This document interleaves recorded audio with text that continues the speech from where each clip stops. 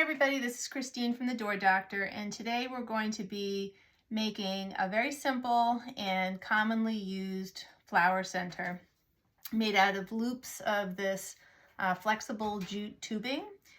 This is really easy to make. It just takes a little patience, and the material is pretty easy to find. You can find this sort of tubing at every place from the Dollar Tree to this particular type of tubing I purchase at Craft Outlet, like I do a lot of my mesh. This is called faux jute tubing. It comes in packages of 10 yards total, or sorry, 30 yards total. There are 3 pieces that are 10 yards each, and they have a whole array of different colors, textures. You can have sparkly jute tubing, whatever you like for your wreath center. So a lot of options online there. And a package with the 3 pieces costs a little under $11. I usually use a full 10-yard piece. So this is 1 full piece out of the 3 that come in that bag. I use 1 full piece for a flower center. So you'll get 3 flower centers out of each package. So at under $11 total, that's pretty economical. So to make this for today, so supplies you're going to need is obviously one of these 10-yard pieces of tubing. I usually like to take a piece of mesh. This is some of my 5 plastic mesh that I like to use in the center of my flower wreaths. You're going to cut yourself a square. This one's about, I just usually eyeball this, about 3.5 by 3.5 centimeters that you can apply pipe cleaners to. So you're going to be securing your loops with pipe cleaners. I like to have 5 color coordinated pipe cleaners. You're going to be cutting 4 of these in half, and then you're going to be using the 5th one to attach your flower center when it's all done to your wreath. And really that's it. I mean, a pair of scissors to cut your pipe cleaners and you're kind of off to the races. All right, so we'll get started. So as I alluded to first, you're going to take 4 of these 12-inch pipe cleaners, and I just cut them all in half. All right, so you're going to have 8 shorter pieces of pipe cleaner, which means you're going to be applying 8 clusters of loops to the center of this plastic mesh. And I'm not too prescriptive or precise about placement, but generally speaking, I like to start in the center of my mesh for my first set of loops, and then I move out and around the periphery there with the remaining 7. Okay, so it's not going to be totally balanced. And so I place my first pipe cleaner, and I usually bend it along the back side. This will be the back side of my flower center, just so that it doesn't fall out. And then I'm going to extend my flex tubing off the side here, so it's not quite all knotted up. It's going to disappear from view for a little bit. And then all I do is I like to wrap all my loops around my hand. And so to start, I usually have a little tail in my palm. I have it secured under my thumb here, and you're just going to loop it around loosely. It gets twisted very easily. I use my hand as a guide. I do this 6 times. See, it's going to keep getting all twisted here. Let's see.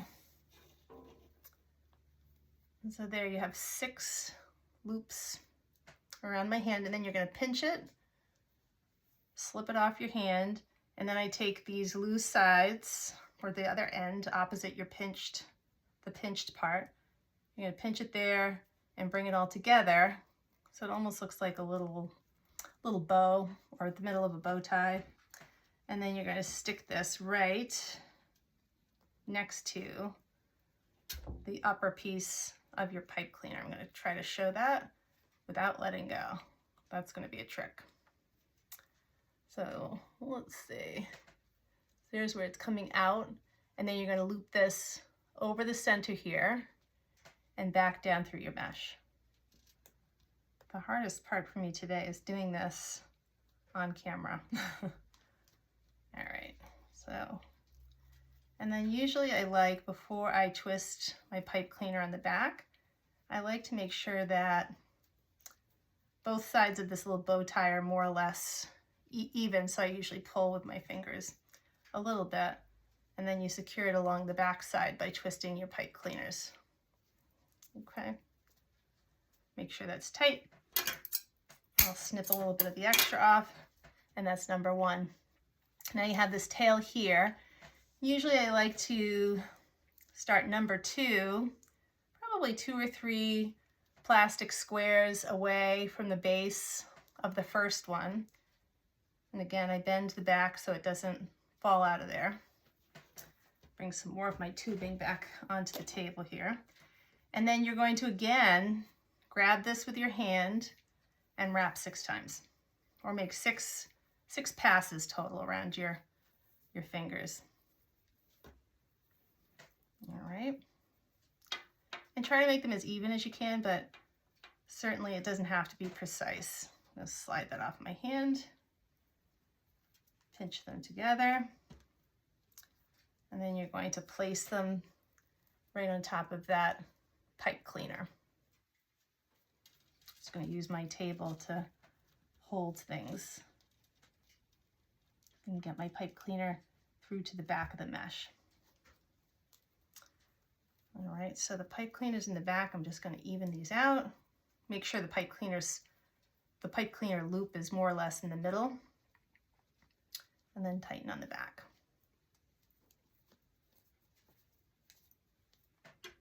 Twist those, cut your ends. That's number 2. So usually I like to do sort of 3 along this top. So 1 in the center, 1, 2, 3, kind of moving counterclockwise. And I think I'll place this one, if I can show that, couple, maybe 3 plastic squares above the middle one. All right. Do my 6 loops.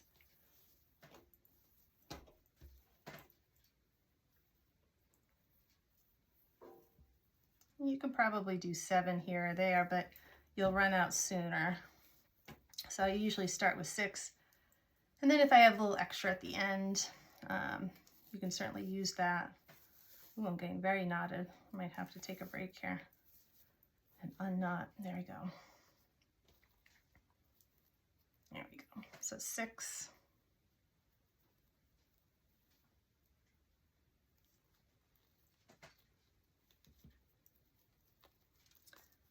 Place that right next to where your zip tie, rather your pipe cleaner. You usually use zip ties. I suppose you could use zip ties for this too, but what's nice about the pipe cleaners is you can obviously color coordinate a little bit easier than with pipe cleaners. All right, let's pull those tight. And this is going to be number 3. All right, and then number 4.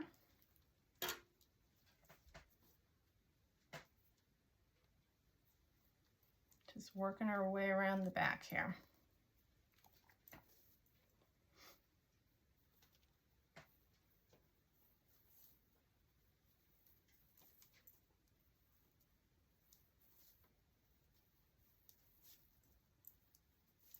Sometimes what I've done is I've used 2 colors. It's a little bit harder to manipulate with your hands, but looks pretty as well.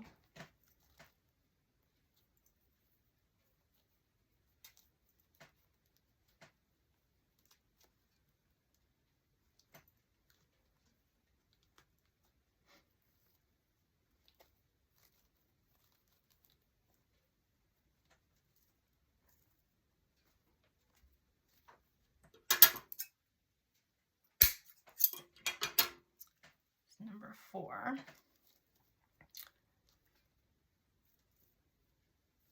I think 5, I'll place sort of straight across from the center.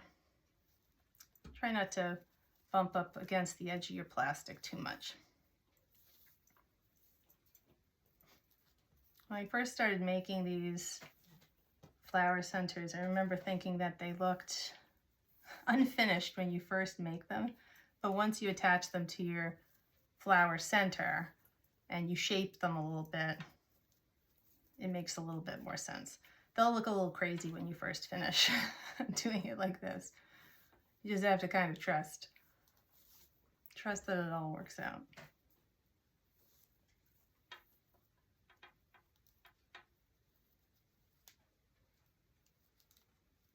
Right.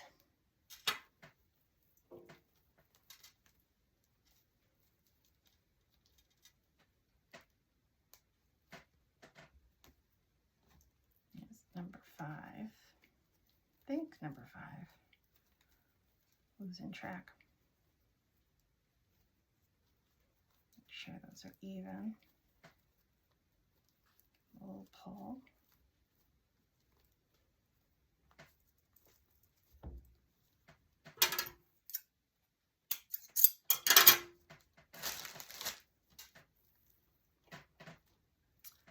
All right, let's see where we are at right now. So 5 in, sort of 3 across the top, 1 in the middle, 1 on the side. I'm going to do 2 down here. That'll be 6, 7, and then 8 will go off in the periphery there. Let's see.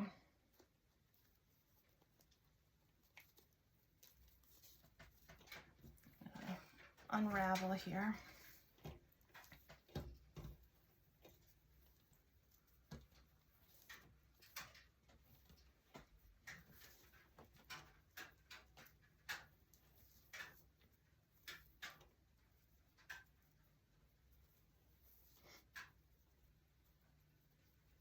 Gets a little more and more twisted as I go.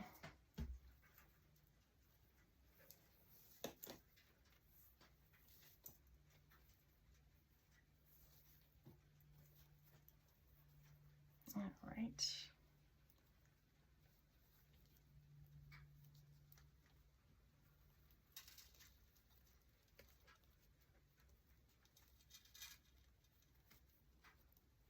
To find my spot there.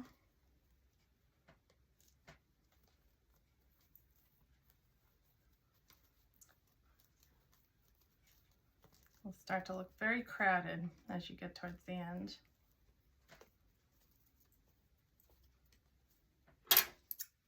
You do want them to be close enough that, you know, it looks full. You don't want there to be a lot of space. So here it's probably, you know, no more than an inch between each strand, or each cluster rather.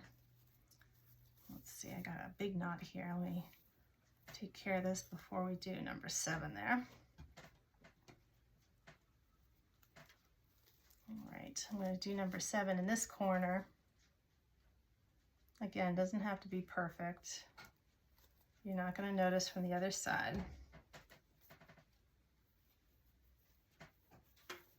It's very forgiving in that way. All right. And I think I'll probably have enough to do 7 here. Try to use it all up. So I'm going to do 7 loops on this, and probably 7 on the very final pipe cleaner. Squeeze that guy in there. Poke through the back of the mesh. Straighten my loops out.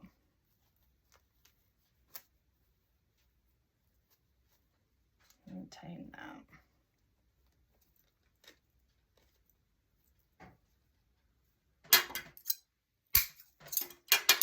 All right, and then number 8, put that right here, sort of centrally located.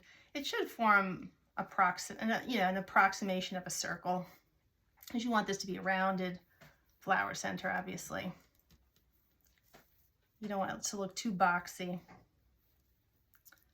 Oh, I think I used that extra 7, so now I can only do 5 here. See, if I had just stuck to the original game plan of 6. All right, would have been perfect. Here's our last one.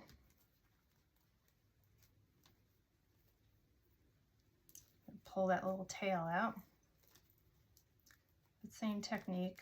This time I had 5 loops to finish. I'm going to tighten these two tails.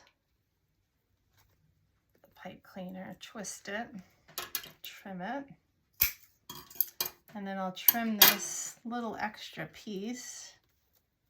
This guy here, this little tail.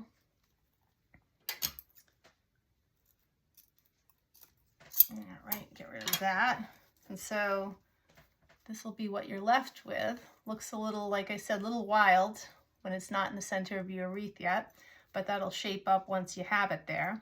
To finish this, usually I'll take my full-length pipe cleaner and I try to find the center cluster, and I simply thread this down along the pipe cleaner for that center cluster right there, and then pull it out the other end so that you have two tails. This is how you'll apply it to your flower wreath. And then to finish, I just push down all these loose ends that I've cut of my pipe cleaner, get them out of the way. And then, because you have all this extra plastic mesh, I usually like to grip all of the little loops, and then I just trim, going right around the center, any extra number 5 mesh that's sort of in the way. And you make it circular. It's not a perfect circle by any stretch of the imagination. But there you have it. You have your tails there, your 8 different clusters of jute tubing, and then here's the front of your little flower center. Once you thread it in, you're just going to shape this however you'd like it.